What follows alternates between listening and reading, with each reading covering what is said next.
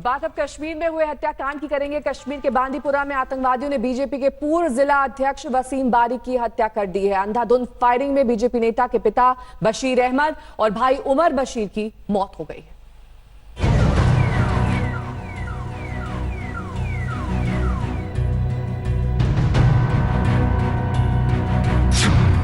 कश्मीर में बौखलाए आतंकवादियों का हमला, बीजेपी नेता के परिवार पर बरसाई गोलियां, सुरक्षा में चूक, 10 सुरक्षाकर्मी गिरफ्तार। कश्मीर में हाल के महीनों में सेना और पुलिस के हाथों लगातार मारे जा रहे आतंकी संगठनों ने बुधवार को बांदीपुरा में बीजेपी नेता को निशाना बनाया। यहां पुलिस थाने के करीब बीजेपी के पूर्व जिला अध्यक्ष वसीम बारी और उनके परिवार पर आतंकियों ने गोलियों की बौछार कर दी। इस जघन्य हमले में वसीम बारी के अलावा उसके पिता बशीर अहमद और भाई उमर बशीर की भी मौत हो गई। ये हमला बारी की दुकान के बाहर रात 9 बजे किया गया। जम्मू कश्मीर के आईजी विजय कुमार ने भी माना कि ये सुरक्षा में बड़ी चूक है, क्योंकि बारी को 10 सुरक्षाकर्मी दिए गए थे, लेकिन हमले के वक्त कोई उनके पास नहीं था। सभी 10 सुरक्षाकर्मियों को गिरफ्तार कर लिया गया है। इस बड़े सियासी हमले के बाद बीजेपी के कश्मीर से लेकर दिल्ली तक के सभी बड़े नेताओं ने गुस्सा जताया। यहां तक कि पीएम ने भी कैबिनेट मंत्री जितेंद्र सिंह से घटना के बारे में जानकारी ली। बीजेपी अध्यक्ष जेपी नड्डा ने भी ट्वीट करके कहा, ये पार्टी के लिए बड़ा नुकसान है। दुख की घड़ी में पार्टी उनके परिवार के साथ है। मैं भरोसा देता हूं कि उनका बलिदान व्यर्थ नहीं जाएगा। वो ये न समझें कि उनकी हत्या से ये मूवमेंट रुकने वाली है, या इस उनके बलिदान से कोई कश्मीर में मिलिटेंसी के खिलाफ कोई डर पैदा होगा। ऐसा नहीं, वो देश के लिए बलिदान हुए, भारत माता के लिए बलिदान हुए, तिरंगे के लिए बलिदान हुए हैं, और विपरीत परिस्थितियों में काम करते हुए जो उनकी बलिदान है वो व्यर्थ नहीं जाएगा। पूर्व सीएम उमर अब्दुल्ला ने भी बीजेपी नेता की हत्या पर दुख जताया। कश्मीर में जाहिर तौर पर आतंकवादी पूरी तरह बौखला गए हैं। हाल के महीनों में लश्कर और हिजबुल के कई टॉप कमांडरों को सुरक्षा बलों ने ढेर किया है। ये हमला आतंकवादियों की हताशा को दिखाता है। अशरफ वानी, श्रीनगर, आज तक। और इस पूरे मामले पर अशरफ वानी की रिपोर्ट श्रीनगर से देखिए।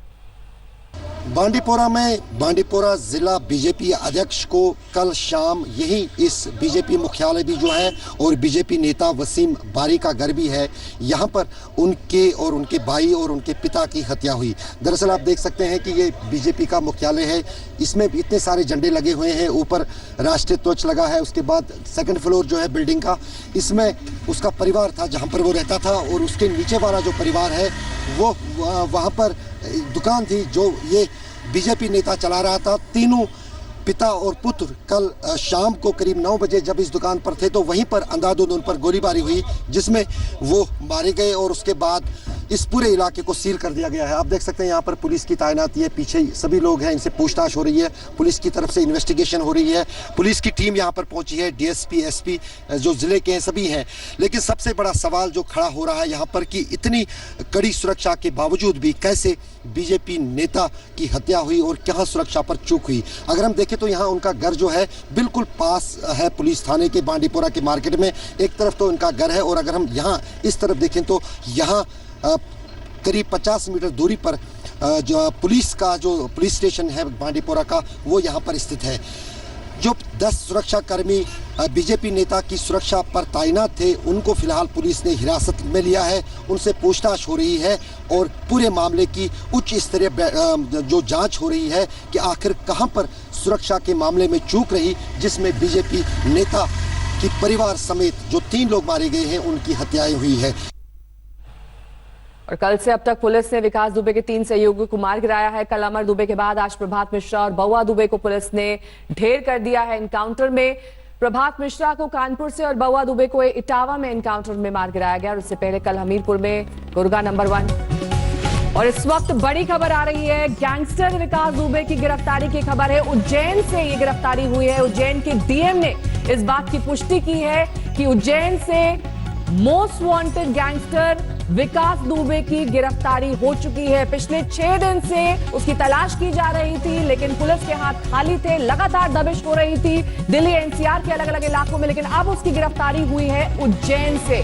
गैंगस्टर विकास दुबे गिरफ्तार हो गया है, उसकी गिरफ्तारी की खबर आ रही है और लगातार पुलिस उसके करीबियों पर नजर रख रही थी। उसके 3 अहम लोगों को एनकाउंटर में ढेर कर दिया गया था। उसके बाद यह माना जा रहा था कि पुलिस उसके बेहद नजदीक है। लगातार सूत्रों के हवाले से पुलिस को खबर मिल रही थी और 50 से ज्यादा टीमें तैनात की गई थी यूपी पुलिस की, जो दबिश कर रही थी, जो संभावित जगह हो सकती है जहां पर विकास दुबे छुपा हो सकता है। लेकिन अब जाकर उसकी गिरफ्तारी हुई है 6 दिन बाद, जब 8 पुलिस कर्मियों को विकास दुबे ने मार गिराया था।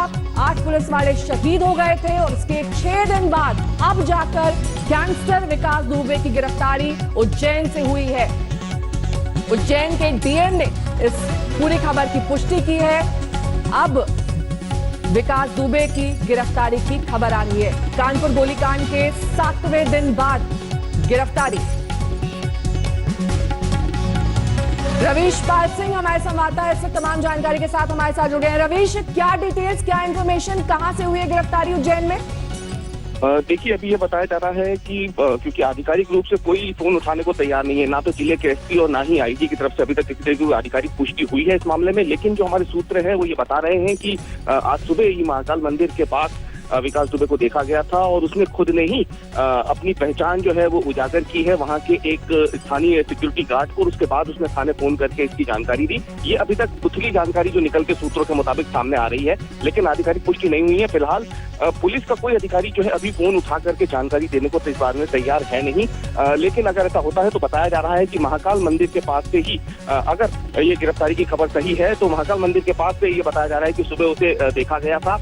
करीब 250 रुपए की एक पर्ची जो है वो भी उसने कटवाई थी वहां मंदिर में, और वो पूरी पुष्टि जो है वो भी हो नहीं पा रही है। लेकिन हाँ, जानकारी जुटाई जा रही है कि अगर ये वही शख्स है तो एक बड़ी कामयाबी जो है ये मानी जाएगी मध्य प्रदेश पुलिस और उत्तर प्रदेश पुलिस की। लेकिन फिलहाल अभी इसके बारे में आधिकारिक रूप से स्पष्टीकरण जो है या फिर आधिकारिक पुष्टि जो है वो किसी भी अफसर की तरफ से मध्य प्रदेश पुलिस की नहीं की गई है। क्लैरिटी चाहेंगे रवीश, यहाँ पर सरेंडर हुआ है, गिरफ्तारी हुई है, क्योंकि पहले ये माना जा रहा था कि विकास दुबे सरेंडर कर सकता है। ऐसे में ये देखिए तस्वीरें आ रही हैं गिरफ्तारी के वक्त की, जब विकास दुबे को सरेंडर किया गया उज्जैन के महाकाल, बहु प्रसिद्ध महाकाल मंदिर के बाहर। ये देखिए पुलिस की टीम विकास दुबे को ले जाते हुए, वहां की तस्वीरें हम आपको दिखा रहे हैं। गैंगस्टर विकास दुबे की गिरफ्तारी जहां से हुई है और लगातार पिछले 7 दिन से पुलिस उसकी तलाश कर रही थी, लेकिन वो चकमा देकर फरार हो जाता था। रवीश, क्या माने, विकास ने महाकाल मंदिर के बाहर होने की जानकारी खुद पुलिस को दी है और सरेंडर किया है, या फिर किसी और की इंफॉर्मेशन पर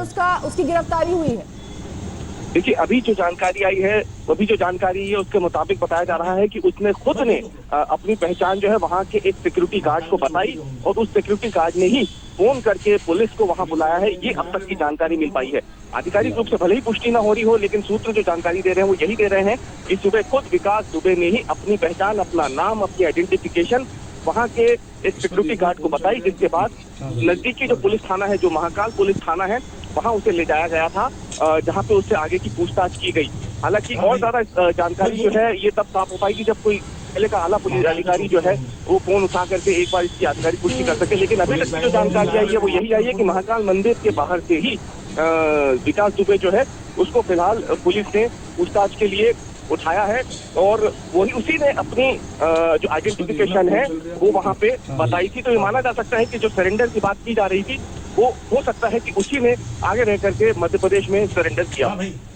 रवीश, क्या उज्जैन में भी इसकी पोस्टर लगे हुए थे मोस्ट वांटेड विकास दुबे के? क्योंकि हमने देखा था कि दिल्ली एनसीआर में तो तमाम जगहों पर लगे हैं, लेकिन क्या उज्जैन में भी इस तरह के पोस्टर लगे थे कि मोस्ट वांटेड है, इसकी तलाश पुलिस कर रही है और इस पर इनाम भी घोषित किया गया? देखिए, उज्जैन में किस तरीके का कोई पोस्टर उसके बारे में नहीं लगा था, इस तरीके की किसी को कोई जानकारी थी भी नहीं। लेकिन क्योंकि लगातार इसकी जो ट्रेसिंग है ये की जा रही थी, उसके कॉल रिकॉर्ड के साथ ही उसकी जो पुलिस की अपनी इंटेलिजेंस है वो लगातार पीछा कर रही थी, तो माना जा रहा था कि वो राजस्थान या फिर मध्य प्रदेश, इन 2 जगहों पर छुपा हो सकता है। शहडोल से उसके जो एक रिश्तेदार है उसे भी यूपी एसटीएफ अपने साथ परसों उठा के ले गई थी और उनसे भी लगातार पूछताछ की जा रही थी। और इसलिए यहाँ मध्य प्रदेश में जैसे हमने देखा था, दिल्ली में, नोएडा में, उत्तर प्रदेश के कई जगहों पर हमने देखा था कि विकास दुबे की तस्वीरें जो है वो चस्पा की जा रही थी सार्वजनिक जगहों पर। यहाँ पे ऐसा कुछ नहीं था और अभी तक की जो जानकारी मिल भी रही है कि उसने खुद ने ही अपनी पहचान उजागर की है। तो ये माना जा सकता है कि एक वेल प्लान्ड, सोची समझी रणनीति के तहत ही वो उत्तर प्रदेश से बाहर निकल के मध्य प्रदेश पहुंचता और यहाँ पे आकर के, जो कि माना जा रहा था कि वो सरेंडर करेगा, कर सकता है कहीं ना कहीं, उसने यहाँ पे आके सरेंडर कर दिया हो। ठीक है रवीश, आपके पास लौटेंगे। शिवेंद्र श्रीवास्तव हमारे संवाददाता इस पूरे मामले पर लगातार नजर बनाए हुए हैं डे 1 से। शिवेंद्र, तस्वीरें आ गई हैं, गिरफ्तारी हो गई है विकास दुबे की, लेकिन ये स्पष्ट, ये साफ नहीं हो पा रहा है कि पुलिस की ओर से की गई गिरफ्तारी है या फिर विकास दुबे ने सरेंडर किया है, अपनी पहचान बताई है और उसके बाद ये पूरी कार्रवाई हुई।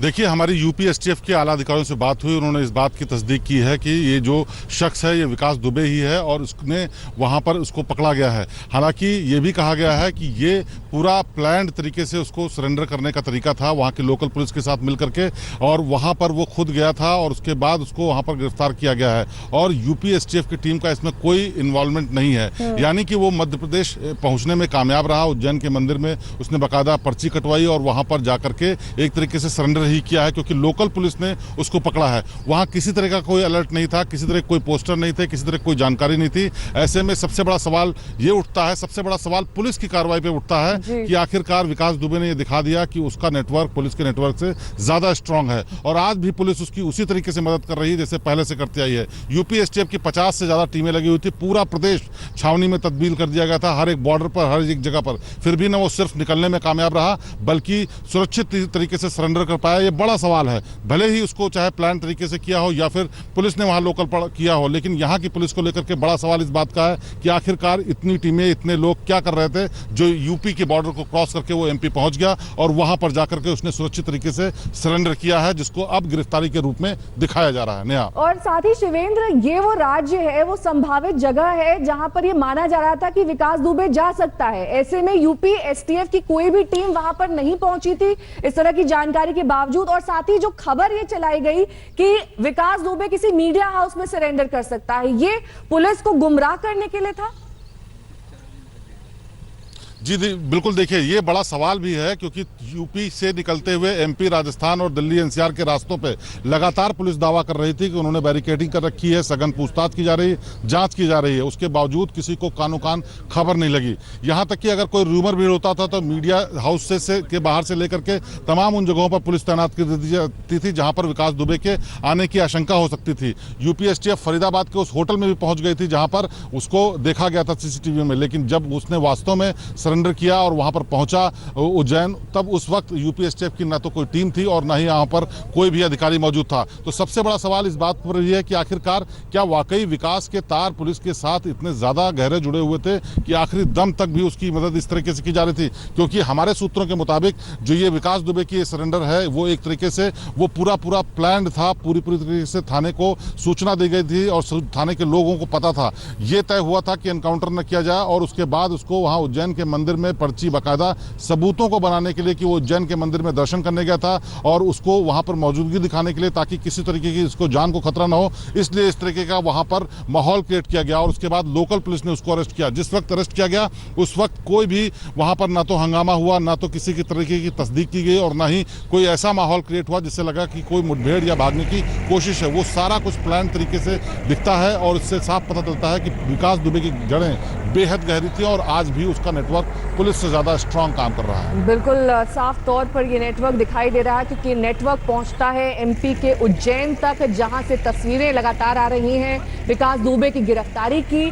अभी कुछ ही देर पहले गिरफ्तारी हुई है और शिवेंद्र, हमने तस्वीरों में देखा कि जिस तरीके से 7 दिन से पुलिस को इस मोस्ट वांटेड गैंगस्टर की तलाश थी, जब गिरफ्तारी हुई तो उसके इर्द गिर्द जो माहौल था, कुछ 7 से 8 पुलिस वाले मौजूद होंगे, ऐसा लगा ही नहीं कि ये मोस्ट वांटेड गैंगस्टर की गिरफ्तारी हो रही है।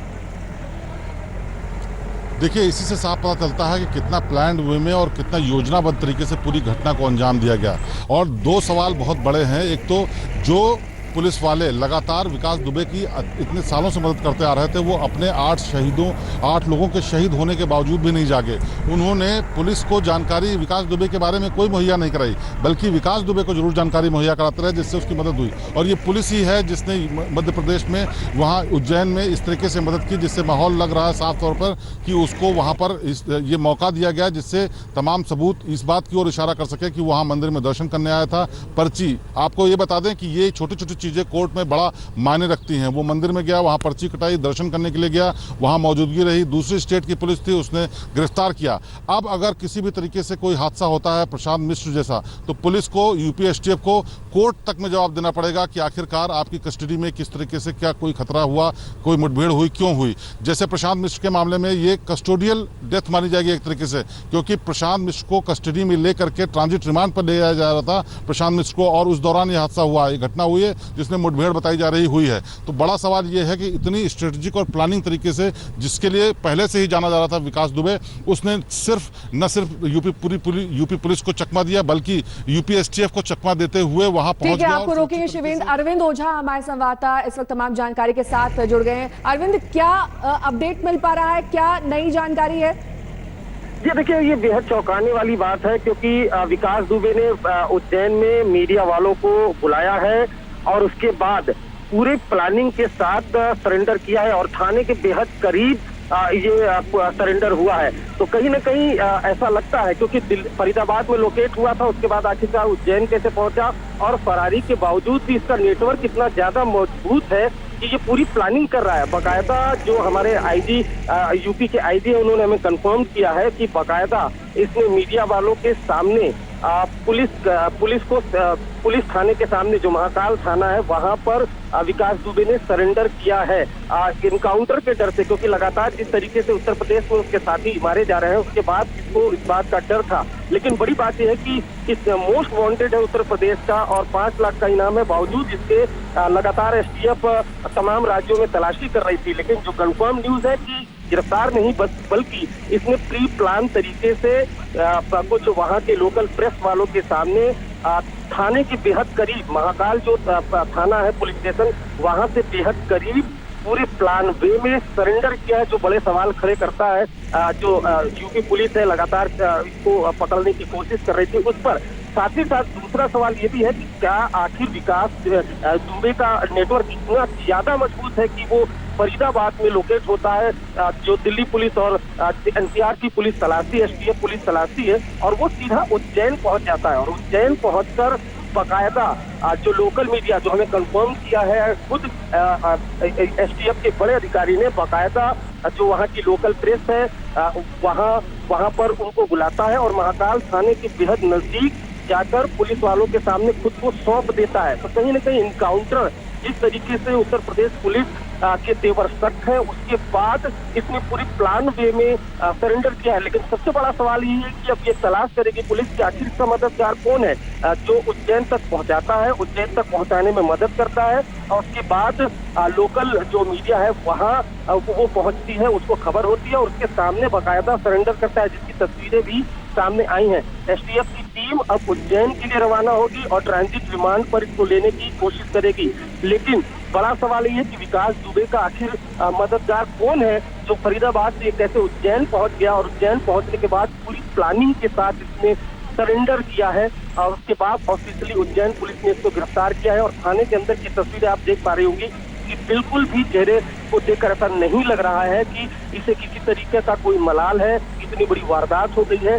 चुपचाप जो महाकाल थाना है उसके अंदर ये बैठा हुआ है। नेहा, शुक्रिया अरविंद। मीनाक्षी बोल रही हूँ स्टूडियो से, और जो जानकारी आप दे रहे हैं बहुत बड़ी जानकारी, बहुत बड़ी खबर। मध्य प्रदेश के उज्जैन से आखिरकार गैंगस्टर विकास दुबे की गिरफ्तारी हुई है, और गिरफ्तारी को लेकर ये सबसे बड़ी खबर पर पूरा अपडेट इस वक्त आप आज तक पर देख रहे हैं। लेकिन आप ये देखिए, 6 दिन बीत जाते हैं जब 8 पुलिस कर्मियों को मौत के घाट इस गैंगस्टर ने उतारा है। उसके बाद पूरा प्रशासनिक अमला, पूरा पुलिस महकमा इसके पीछे लगता है।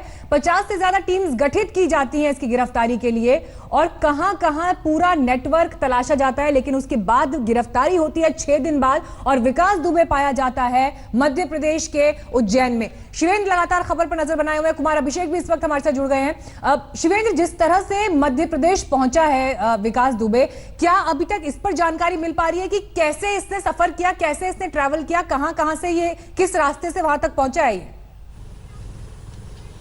देखिए, सबसे पहली बात यह है कि विकास दुबे को लगातार कोई ना कोई जो मदद कर रहा था वो हर एक चीज़ की जानकारी दे रहा था, इसीलिए उसका मूवमेंट इस तरीके से था कि पुलिस उस तक न पहुंच पाए। हालांकि यूपी एसटीएफ और लोकल पुलिस की तमाम टीमें उसको पकड़ने के लिए लगी हुई थी, लेकिन यहाँ से जो फरीदाबाद गया उसके बाद उसने एमपी का रास्ता किसी के साथ बाकायदा, जो हमारे सूत्र बताते हैं, किसी के साथ बाकायदा सुरक्षित गाड़ी में सफ़र किया है और उसी के जरिए पहुंचा है। उससे पहले उसकी बहुत तसल्ली से बात हो गई थी कि कहाँ आना है, किस तरीके से आना है, मीडिया को कैसे सूचित करना है, पुलिस को कैसे सूचित करना है, तो सारा प्लान तरीके से सब कुछ चल रहा था। हजारों फ़ोन, मैं हजारों फ़ोन कहना चाहता हूं इसलिए क्योंकि तमाम जगहों के पुलिस वालों के, लोकल नेटवर्क के, क्रिमिनल्स के, सपोर्टर्स के, उसके सबके फ़ोन सर्विलांस पे लगे होने के बावजूद उसका मूवमेंट पुलिस को नहीं पता लगा और उसने बाकायदा सुरक्षित तरीके से सरेंडर किया है। इस दौरान कई लोगों ने उसकी मदद की है, ये भी बात सामने आ रही है, आगे जांच होगी तो उन लोगों के नाम भी सामने आएंगे, लेकिन गाड़ी मुहैया कराई गई, उसको सुरक्षित ट्रैवल कराया गया, उसका हुलिया बदलने के लिए कपड़े चेंज किए गए, उसको रात में सुरक्षित तरीके से पैसेज देने के लिए रोका गया एक जगह पर, और ये सब चीजें जानकारी अभी शुरुआती आ रही है। तो किसी न किसी तरीके से उसका जो ये तो बहुत बड़ा शातिर सवाल है शिवेंद्र। देखिए, यही लगातार पहले दिन से यही बात हो रही थी कि आखिर संरक्षण कहां से मिल रहा है, संरक्षण कहां से दिया जा रहा है, और इतनी बड़ी वारदात को अंजाम देने के बाद भी वो संरक्षण खत्म नहीं होता। शिवेंद्र, आपने एक बात का जिक्र किया कि हुलिया भी बदला उसने, कुछ जानकारी आप तक पहुंची है इसको लेकर? देखिए, सूत्रों के मुताबिक जब वो नीली टी शर्ट में सीसीटीवी फुटेज में देखा गया तो उसको शक हो गया कि उसके हुलिये के हिसाब से उसको पहचाना जा सकता, जबकि वो मास्क लगाया हुआ था। इसलिए हमारे सूत्र बताते हैं कि उसका न सिर्फ मास्क दूसरे तरीके का बड़ा लगाया गया जिससे, बल्कि उसके हेड गियर भी पहनाया गया, यानी कि सर पे टोपी जैसी कोई चीज़ पहनाई गई जिससे उसका चेहरा न पहचाना जा सके। उसके हुलिये से उसके शरीर के जो आकार प्रकार है उसके हिसाब से बाहर से अंदाजा न लगे, इसलिए उसको ढीले कपड़े पहनाए गए, जो सूत्र बताते हैं, जिसकी वजह से वो वहाँ तक पहुँचा। क्योंकि जो एमपी में पुलिस के सूत्र हैं वो बताते हैं कि जब वो आने की बात थी उससे पहले ही उसने अपने कपड़े फिर फाइनली चेंज किए हैं और उसके बाद मंदिर की तरफ गया है और बाकायदा वहां पर्ची कटाई और मीडिया को भी उससे पहले सूचना दी गई कि इस तरह की गिरफ्तारी होने वाली है और इस तरह का समर्पण होने वाला है, जिसके चलते वो पकड़ा गया। और ये उसके नेटवर्क की ही खूबी कहेंगे कि जिन पुलिस वालों को मार दिया गया, 8 शहीद हो गए पुलिस वाले, उसी पुलिस विभाग के लोग भी उसके साथ मिले हुए थे। न सिर्फ यूपी में मिले हुए थे बल्कि एमपी में भी उसको सुरक्षित पैसेज देने के लिए, सुरक्षित सरेंडर करने के लिए उन्होंने मदद की। तो ये जांच का विषय हो सकता है, लेकिन बहुत बड़ी नाकामी यूपी पुलिस के लिए है, क्योंकि इतने दल बल और इतनी टीम्स के साथ अगर वो अपने प्रदेश के अंदर नहीं पकड़ पाए, अपने प्रदेश के अंदर उसको रोक नहीं पाए, इसका मतलब कहीं ना कहीं बहुत खामी हो रही थी। और नेटवर्क जो था, जो शुरुआत से काम कर रहा था, वो पुलिस से कई कदम आगे था, जिसकी वजह से न सिर्फ वो सुरक्षित वहां पहुंच गया बल्कि पुलिस के लिए बहुत बड़ी चुनौती भी पैदा कर गया। बिल्कुल शिवेंद्र, आप बिल्कुल ठीक कह रहे हैं। और देखिए, ये जो चेहरा है, ये चेहरा दरअसल उस पूरे सिस्टम के ऊपर तमाचा है जो ये दिखाता है कि कैसे वो पुलिस प्रशासन से 4 कदम दूर इन 7 दिनों में रहा है। हर वक्त वो एक शहर से दूसरे शहर गुजरा, लेकिन उसको सेफ पैसेज मिला, संरक्षण मिला, और उसके बाद जब उसने 8 पुलिसकर्मियों को मौत के घाट उतारा है, उसके बाद भी 7 दिन बाद उसकी गिरफ्तारी होती है मध्य प्रदेश के उज्जैन में। और ये तमाम खबरें इसलिए अहम हो जाती हैं, उत्तर प्रदेश, दिल्ली, हरियाणा, मध्य प्रदेश, आप नेटवर्क समझिए। अब तस्वीरें आप देखिए, ये जो गाड़ी है, इसी गाड़ी में विकास दुबे को ले जाया गया है मध्य प्रदेश पुलिस की गिरफ्त में। लेकिन अब इसके बाद आगे का प्रोसीजर इन्वेस्टिगेशन का कैसे रहता है वो देखना होगा। कुमार अभिषेक भी मौजूद है हमारे साथ इस वक्त। कुमार, तस्वीरें हम दिखा रहे हैं, देखिए गिरफ्तारी होती है मध्य प्रदेश में। बेशक उत्तर प्रदेश सरकार इस वक्त एक राहत की सांस ले सकती है कि आखिरकार 7 दिन बाद ही सही, लेकिन गिरफ्तार तो हुआ है विकास दुबे। लेकिन इस गिरफ्तारी के पीछे बहुत बड़े सवाल हैं और उन सवालों के जवाब पुलिस प्रशासन को भी देने होंगे, सरकार को भी देने होंगे। बिल्कुल मीनाक्षी, यूपी पुलिस ने यह कंफर्म कर दिया है कि उसकी गिरफ्तारी हो चुकी है। लेकिन एक बड़ा सवाल जरूर खड़ा होता है। अगर आप पूरा ट्रेल देखें तो कुछ दिन पहले यह खबर आई थी कि मध्य प्रदेश के शहडोल में उसके रिश्तेदारों के यहां भी पुलिस ने दबिश दी थी, जबकि फरीदाबाद से उसके साथी पकड़े गए। जो अमर दुबे पहले मारा गया है, उस अमर दुबे ने इसके साथ काफी वक्त गुजारा था। 2 लोग फरीदाबाद से पकड़े गए थे। एक थ्योरी यह भी कहती है कि वो अकेले ट्रैवल कर रहा था, लेकिन उसे मदद मुहैया लगातार कराई जा रही थी। उसकी पत्नी उसी रात को, जिस रात को घटना घटी थी, उसी रात को वो निकली थी और चंदौली में उसका आखिरी लोकेशन देखा गया था। बाकायदा सोनभद्र की। जी कुमार, आपके पास लौट रहे हैं, आपकी आवाज हम तक ठीक से पहुंच नहीं रही है इस वक्त, लेकिन शिवेन भी हमारे साथ जुड़े हुए हैं। शिवेन, देखिए जिस बात का जिक्र लगातार हो रहा है कि बेशक गिरफ्तारी हो गई है, लेकिन इसके पीछे बहुत बड़े सवाल खड़े होते हैं। पुलिस महकमे की जितनी थू-थू हुई है वो किसी से छिपी नहीं है, और बड़ी बात यहां पर यह कि जो पुलिसकर्मी दोषी पाए गए थे पहली प्राथमिक जांच में, उन्हें भी तो सिर्फ लाइन हाजिरी किया गया ना। सवाल तो यह है कि क्या उनको वापस नौकरी पर बहाल किया जाएगा, फिर वो दोबारा किसी दूसरे विकास को संरक्षण देने में जुट जाएंगे। ये चेन कहां टूटेगी? देखिए, ये मीनाक्षी कहना बहुत मुश्किल है, क्योंकि ये लगातार चलता आया है। अपराधियों और पुलिस का जो ये नेटवर्क है, ये इतना गहरा है कि कोई भी सरकारें आए, कोई भी आला अधिकारी आए, कोई नहीं तोड़ सकता।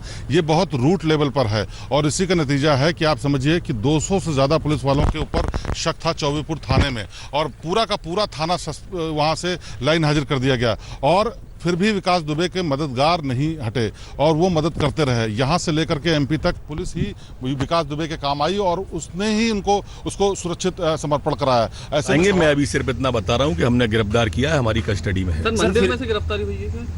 मंदिर के बाहर अंदर उसको न लाए मंदिर को बीच में, पर उज्जैन में गिरफ्तारी हुई।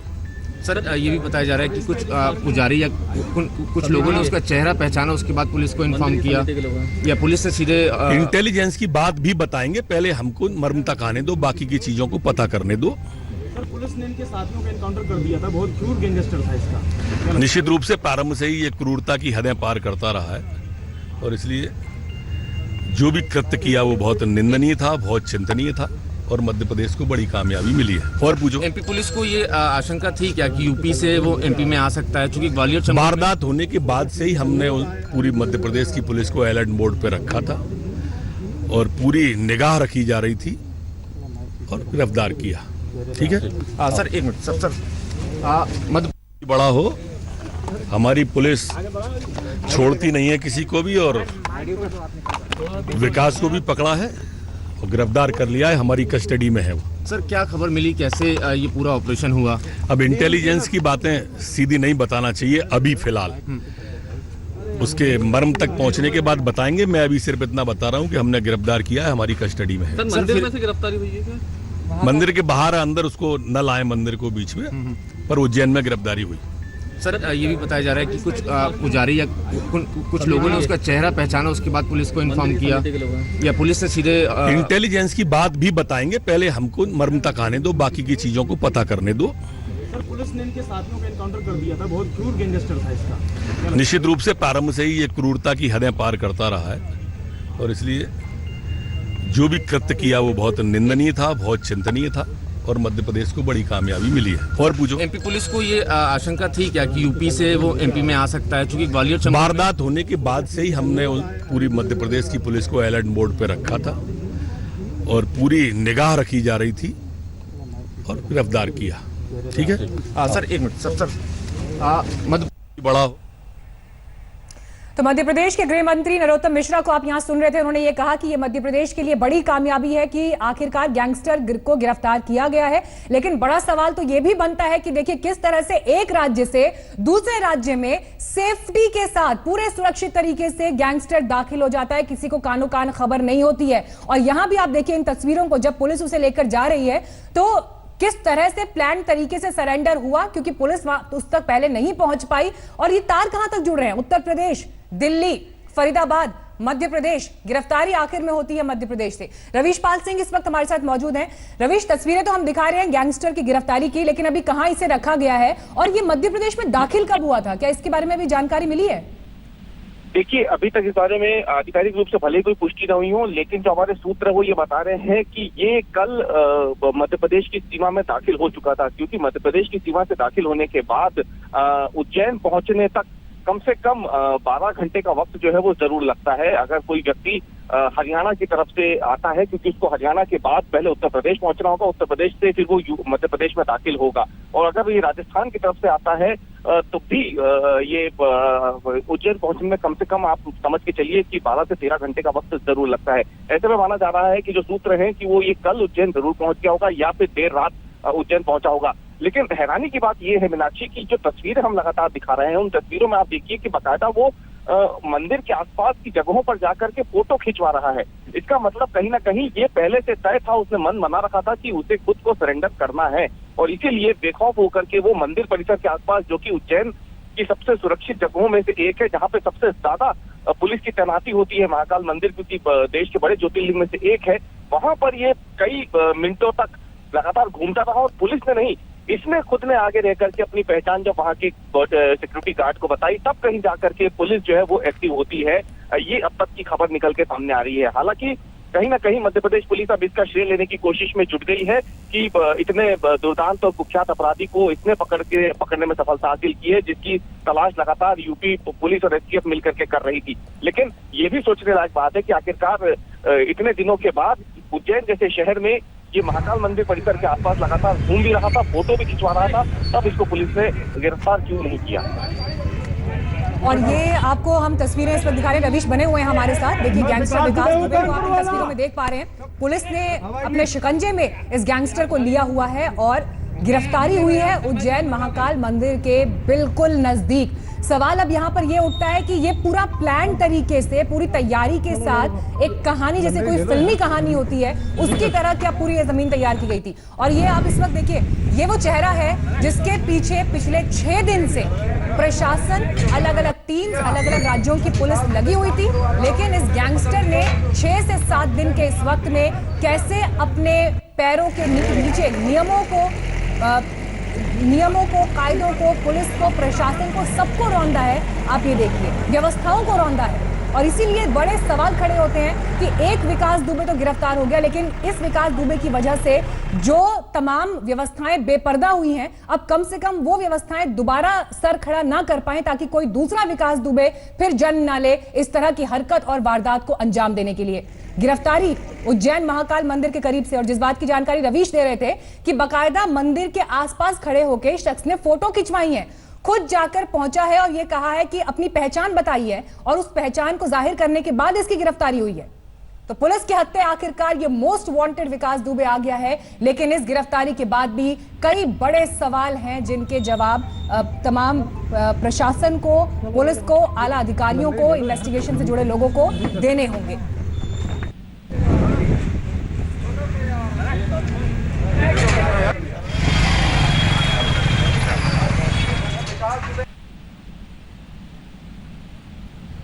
अंदर ले लो यार, शर्मा जी में मरवाओगे।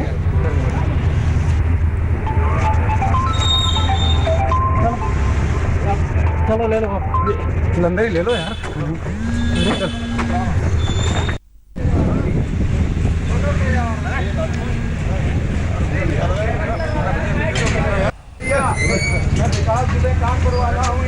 तो सबसे ताजा तस्वीरें आपको हम उज्जैन से इस वक्त दिखा रहे हैं, गैंगस्टर विकास दुबे की गिरफ्तारी की। हालांकि इस गिरफ्तारी में समय लगा, 6 से 7 दिन का ये समय, जिसके बाद ये गिरफ्तार हुआ। और देखिए नेक्सस, आप देखिए इसका जाल देखिए। ऐसा बाल्यकाल से इसका जीवन आया है, बचपन में भी खून से हाथ धोने वाला बताते हैं। लेकिन मध्य प्रदेश की हमारी जाबाज पुलिस है, ये इतनी नृशंस हत्या और की घटना जो हुई थाने वाली, उसके बाद से ही हमने पूरी मध्य प्रदेश को, पुलिस को अलर्ट किया हुआ था। अलर्ट मोड पर मध्य प्रदेश था। जैसे ही संदेह हुआ तो उज्जैन में महाकाल मंदिर से हमने गिरफ्तार कर लिया है उसको। सर बड़े कोऑर्डिनेशन हुआ था यूपी पुलिस के। हाँ, अभी भी हमने यूपी को सूचना दे दी है। यूपी पुलिस आएगी, उसके बाद में हम डिटेल बताएंगे आपको। हेलो,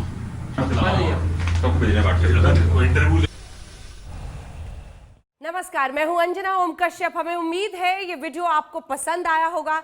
लेटेस्ट खबरों के लिए यूं ही देखते रहिए आज तक, और इस वीडियो के पसंद आने पर लाइक, शेयर एंड सब्सक्राइब करना ना भूलें।